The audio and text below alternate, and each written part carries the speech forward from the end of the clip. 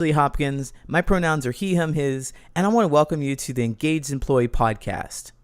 Our mission is to emphasize the relationship between the employee and the workplace with the goal of enhancing engagement levels to create a more productive and satisfying work environment.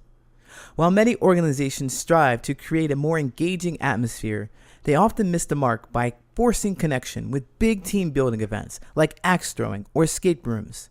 Those activities only leave employees with a short-lived sense of belonging. Organizations may also try smaller and more suffocating events like happy hours or group birthday celebrations that their employees feel obligated to attend. As a social connections and business culture coach, I've found that to create a stable, engaged, and productive workforce, there needs to be a shift in focus from mandatory fun and manufactured connection towards building trust and authentic conversation. Join me and a guest as we dive into social wellness strategies for the individual employee, techniques for developing interpersonal relationships with coworkers, and even some approaches for leaders to enrich the overall organizational culture. The Engaged Employee Podcast starts now.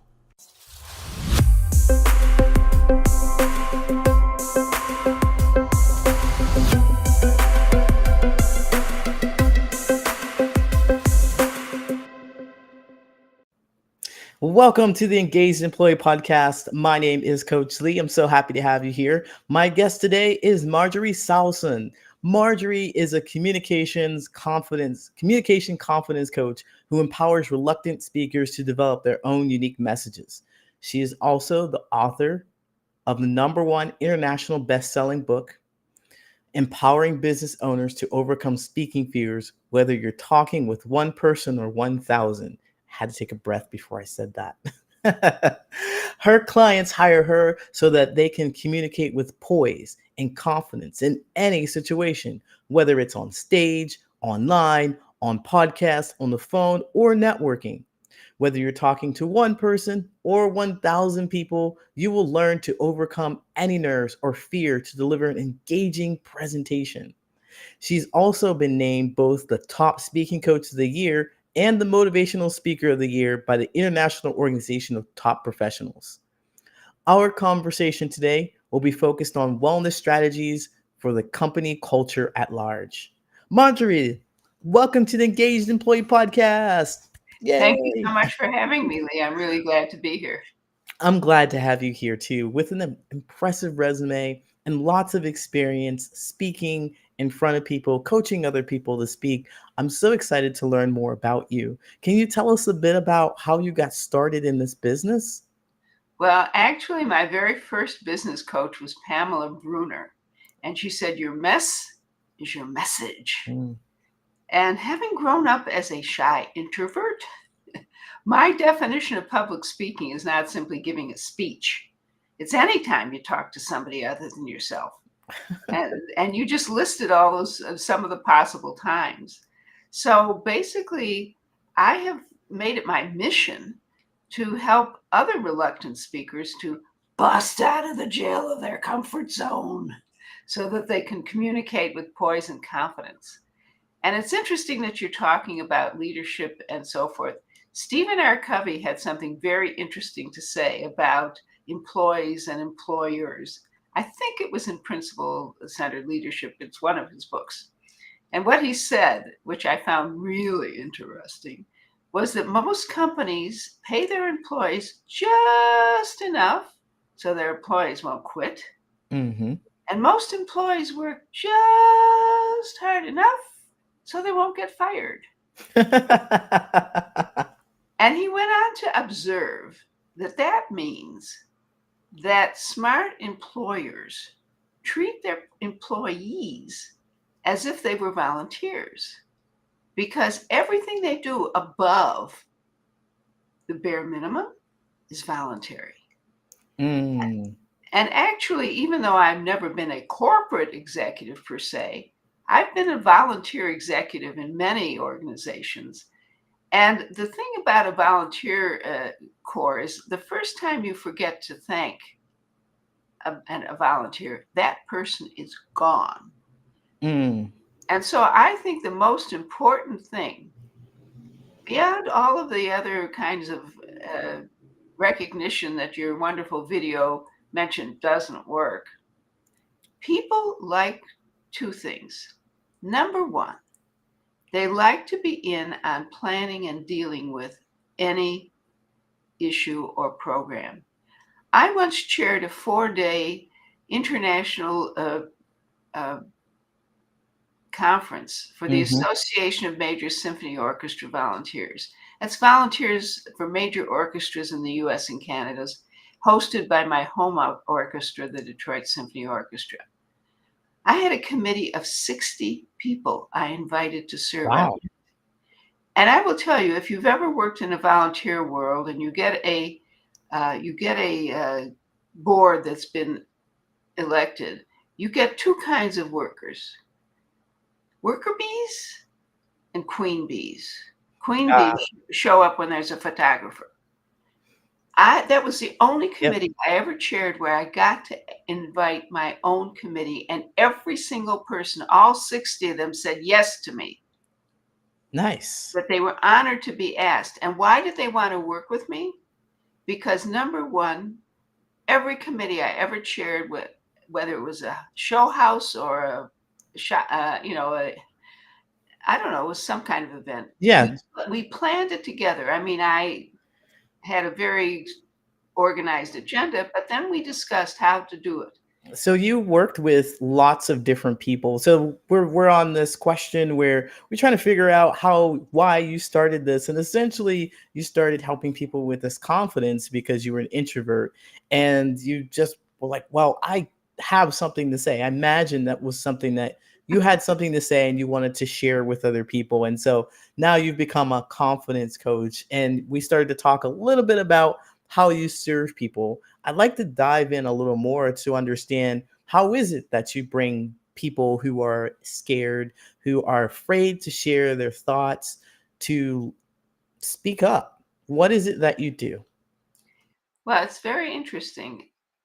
Part of what I do is part of what I did as a volunteer leader was to express appreciation and acknowledgement for every little thing that anybody did, which is why all those people were willing to work with me again.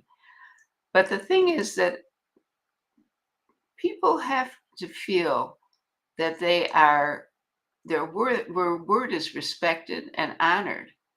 And people are afraid of speaking. It's not a physical fear, Lee. I mean, no tiger is going to come in and, jump on you when you're in front of a microphone. People are afraid of being criticized. Ah, that's stupid. Rejected. That'll never work. Or simply failing. People don't want to feel stupid. And the key to that is knowing that you have a really good message and that you feel obligated to share it with people who need it. And that's why, if you look at my website, on there you will see a lighthouse. It's a lighthouse that's on Lake Michigan. And if you've ever been on a Great Lake, it's like being on an ocean with no salt. Michigan has more lighthouses than any other state because we're on 4 of the 5 Great Lakes. And if you think about when you speak, your message is like a lighthouse. It's there to shine a light for the people who need to hear what you have to say. And when you're in business, if you want people to understand that what you have of value, it's got to be clear and concise. Absolutely. And you won't look like, you don't know what you're talking about. I think the more concise you are, the less confusing it is. I think I've heard a quote, maybe Albert Einstein said something like, you don't really fully understand something unless you can explain it to a 5-year-old. So you're able to take those concepts and condense it down. And I certainly believe that everyone has something important to share. And Absolutely. there's something that you have that other people need to hear, that you need to hear. Look at you. You came from a place where you were afraid to speak, and now you're telling all the people. So glad that you you started to speak, right? Is your proof in the pudding. It's proof positive. So you out there also have a message, who those of you who are listening have a message to share with others. The lighthouse is also important for another reason, because one of the things people are afraid of when they share a message is that people saying no. But think about a lighthouse. It does not go up and down the shoreline after the boats that pass it by. A well-functioning message does the same thing as a lighthouse. It sorts between people who need it, or boats that need it, and boats that don't need it.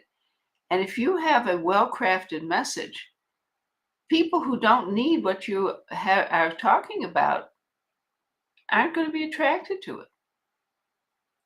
And if people need what you have and they aren't attracted, then maybe you better clean up your light, so to speak, if you want to keep following the metaphor. And that's true in business. There's got to be a reason why people are invested in doing whatever the task is. Absolutely. So I like that we took this direction because I do believe that you have a message and some people aren't going to need it, some people aren't going to want it, they're not going to pay attention to it, but you keep steady because those people who do need your message will see you. And that's the importance of speaking your truth or sharing your message. But I like to shift gears because you lean towards it a bit with organization. So how do you help an organization? Because we want to focus our conversation on more engaging atmospheres for an organization. What can an organization do to help create a more stable, engaged, and productive atmosphere? Well, first of all, people need to be open, friendly, and engaging. Nobody wants to work for Gary Grouch. Rawr. You know, it's been said that people quit bosses, not companies. Hmm. So are you a boss? I'm not saying you should be a pushover or a marshmallow, but are you somebody who is civil and polite to people and greets them with a friendly countenance, like you're glad to see them? Think about people who are effective leaders. They make everyone feel valued. Yeah, some of the best leaders that I've had, actually, they would talk to me and they were kind and they were interested in me outside of work. They were interested in the work that I did and how I came to some of the conclusions that I had. And I really did appreciate them. I like them as people more than work, more than just a supervisor for me. And the other thing is really important to remember that delegate is not a dirty word. And but the question is, how do you delegate a job? Do you tell somebody to do something and then the day it's due, ask where it is? Ugh. Let me tell you, the volunteer world, that job gets dumped right back in your lap. When you want somebody to do something, instead of, being a nag, when you say what it is, then let's touch base in about a week to see if you have any questions, and we'll just check in with each other. Yeah, And if somebody hasn't done anything, but they've been thinking about it, acknowledge that they've been thinking about it, and then set another date to. Especially, this is for long-term things. Procrastinators are people that you really have to keep in touch with. absolutely. So, let's say, what's your next step? When do you think you can get it done? Let's touch base on that date. It's really important when you ask somebody to do something, not to simply dump it in their lap like a big, pile of coal and expect them to keep shoveling if you're not showing any interest. Hmm. Some interest, some encouragement, dare I say, engagement. You're doing Right. a good job with that last heave ho. Great job shoveling that coal. It goes a long way. It goes a long way. The appreciation. I want to know that I'm doing something that's more important than just getting a paycheck. Now, by the way, I worked with some guy who happened to be uh, working for one of the big three. Now, I'm from Detroit, so that means Ford, GM, or what used to be known as Chrysler is now Stellantis. And he told me he would sit in committee meetings in absolute terror that he would be asked a question he couldn't answer, and it would wreck his chances for advancement. Wow. So if that happens, first of all, if you really don't know the answer, it's okay to say, that is not in my expert area of expertise, or that's not something our department is working on, Right. or we're going to be working on that next month. Let me get back to you when we have it. Or to say, honestly, I don't know offhand the answer to that. Does anybody else here have it? It's counterintuitive. We think we have to be the Encyclopedia Britannica in every meeting, but we can't be. And so I think it's counterintuitive. You think you look stupid if you say you don't know something, or it's not Yes. your area of expertise, or you can get back to them in let me get back to you on that. I need to do a little research, Hmm. and then do it, of course. Of course. Yeah. So what I get from this is being honest, be open, be willing to collaborate with your coworkers. Essentially, the honesty is telling people that I don't know the answer, which is a collaboration of allowing them to figure out what the next steps are, working with each other, and being open about the fact that you don't know everything, taking that pressure off of yourself and sharing it with the people who are going to support you. So that trust we build in the relationships with our coworkers, our managers, our coworkers, or peers, rather. I really do appreciate that. And Yeah. so By I the know way, that you have a lot of great resources on your website that we didn't get a chance to talk about, but can you share some of those resources that you might have? I think you have a 30-minute coffee and coaching. I think that sounds very yeah, interesting. once the first Tuesday of the month at noon Eastern time, not July because of 4th of July, but it's generally the first Tuesday of the month. I do a half hour open to the public coaching on some topic related to communication in some way or another. And that's available on if you go to my website, vibrantvocalpower.com, and click on the events, you will see that. And I also do a workshop once a month called Vibrant Voices. And it's generally the third week of the month, and on some communication issue. There's also huge number of blog posts. Recently, there are a number of them on networking, Mm, because a lot of people are, kind of got out of the habit, when we were closed down of for so course. long. Yes. So there's a lot of blog posts on networking there. And if you want to know more about Yeah. me, there's an about section Of course, of course. and some And testimonials there.